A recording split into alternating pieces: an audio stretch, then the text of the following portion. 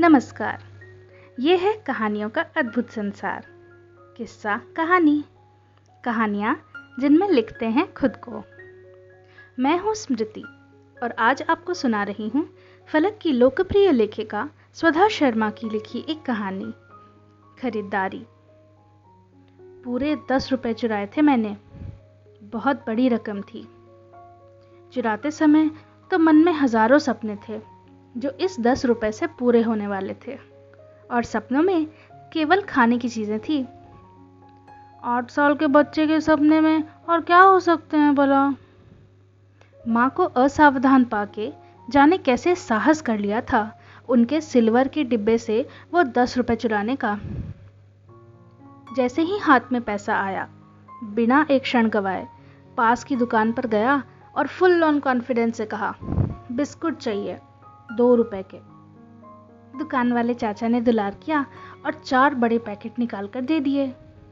उस समय ये भी नहीं सोचा कि इतना बिस्कुट खाएगा कौन, बस ले लिया और नोट बढ़ा दिया। अनुभवी चाचा को कुछ शंका हुई। बच्चे के हाथ में इतना बड़ा नोट देख के डपट कर पूछा, कहाँ से लाया रे ये पैसे, चोरी तो नहीं की? प्राण मेरे मुंह तक आ गए।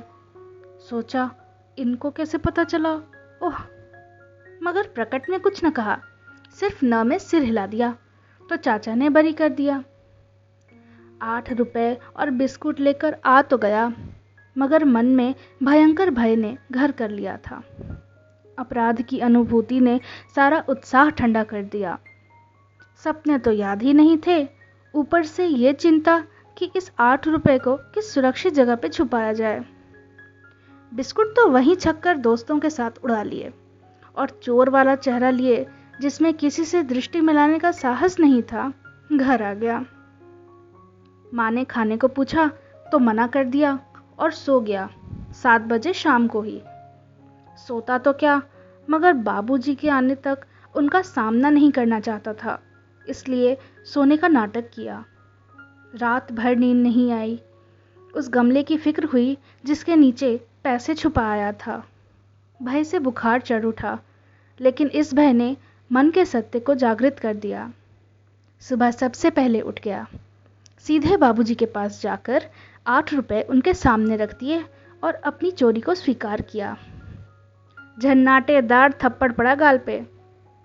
पहले के माता पिता सच पे भी मारने का एक मौका नहीं छोड़ते थे, लेकिन आंसू नहीं निकले, मानो मैं तैयार था इसके लिए।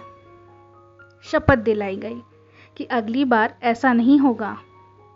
मैं भी बेफिक्र हुआ, आखिर इतनी बड़ी रकम पास थी।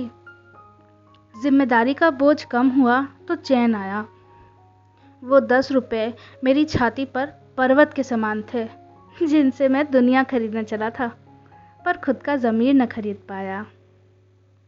ये कहानी बस इतनी ही। अभी आप सुन रहे थे मेरी यानी स्मृति की आवाज़ में फलक की लेखिका स्वधा शर्मा की कहानी। फिर मिलते हैं एक नई कहानी के साथ।